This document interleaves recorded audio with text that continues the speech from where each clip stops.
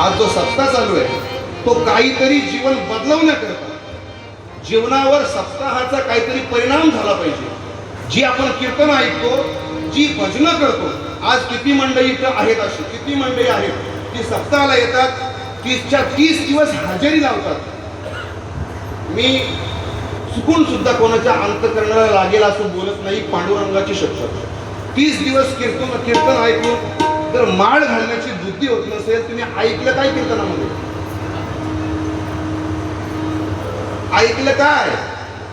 कीर्तनामध्ये येऊन जर 30 दिवस हजेरी लावून माळ घालण्याची बुद्धी होत नसेल, याच्यावरचा ताबा सुटत नसेल, हे चोचले आपण सोडत नसू, कसलं देव आणि कसलं काय आम्ही सोडायला तयार नाही. काय करायला तयार नाही? त्यागी हा योगी होतो आणि भोगी हा माणसाला. हेच कारण आहे ना माझा आता जे बोलतोय ना मी, अभंगाचा विशेष माझ्यात आहे. जो परत कीर्तनामध्ये येऊन सप्ताहाला जाऊन परमार्थ करून मल विक्षेप आवरण जात नाही, बदलच होत नसेल, तर माणूस कसा बोलतो? हरिश्चंद्र महाराज तसाच तू. बोला बोला, कसा? तसाच तू.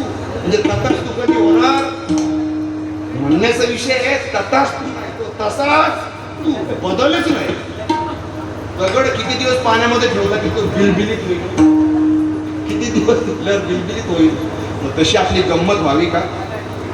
अहो, आम्हाला बघायला, सगळ्यांसाठी बोलतो मी, माझ्या सहित, आम्हाला बघायला कोणीच जरी नसला की आमच्या मनामध्ये, चित्तामध्ये काय विचारांचा गोंगाट चालू आहे, काय धुडकूट चालू आहे, कोणतरी ऐकतं की नाही? श्रीकांत महाराजांचे हार्मोनियम मला किती आवडतं. परमेश्वर बघतो ना की मी त्यांच्यावर जळतो. हे कोण बघतो? माणसाने एवढं ओळखावं, यांची पकवाज, यांचा तबला, यांचं गायन, किंवा एखाद्याचं कीर्तन.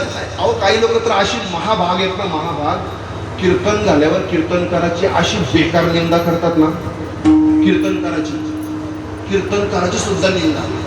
म्हणजे किती मोठं दगड असेल हे, की कीर्तनकाराची निंदा, गायनाची निंदा, सप्ताहाची निंदा. म्हणजे परमेश्वर संत हा विषयच नाही. किती वेळा जन्म यावे, किती व्हावे फजित. परमेश्वराने आपण कधी, जर परमेश्वराच्या मार्गावर कीर्तनकार किंवा सगळी परमार्थिक मंडळी चालत असतील आणि ते जर ज्ञानाचा उपदेश करत असतील, तर तो ज्ञान हा परमेश्वराचा आहे, तो ज्ञान साधू संतांचा आहे. हे घेत असताना निंदा होणं म्हणजे पाप आहे. निंदा होणं म्हणजे पाप आहे. माणसाने माणसाच्या जीवनामधील असलेले वाईट विचार, मनामध्ये असलेली ईर्ष्या, द्वेष, चुकीच्या भावना, नकारात्मक ऊर्जा डिलीट केल्या पाहिजेत. मोबाईलमधून, आत्म्यामधून, शरीरामधून, मनामधून, चित्तामधून डिलीट केल्या पाहिजेत. त्याला म्हणतात परमार्थ. आमचा नक्की परमार्थ असं होतो का?